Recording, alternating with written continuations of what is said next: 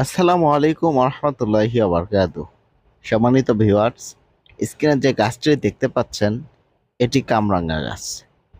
কামরাঙ্গা সাধারণত আমাদের দেশি যে কামরাঙ্গাগুলো রয়েছে এগুলো অনেক টক হয়ে থাকে, যা সঠিকভাবে খাওয়ার অনুপযোগী।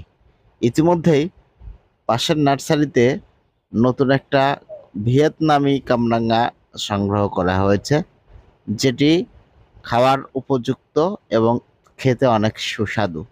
সেই কামরাঙা গাছটি প্যারেন্টস পেরেয়ার এগ্রিকালচার লিমিটেডের প্রজেক্টের মধ্যে ইতিমধ্যেই আমরা সংযুক্ত করতে পেরেছি। সকলেই আমাদের জন্য দোয়া করবেন। আসসালামু আলাইকুম রহমতুল্লাহ।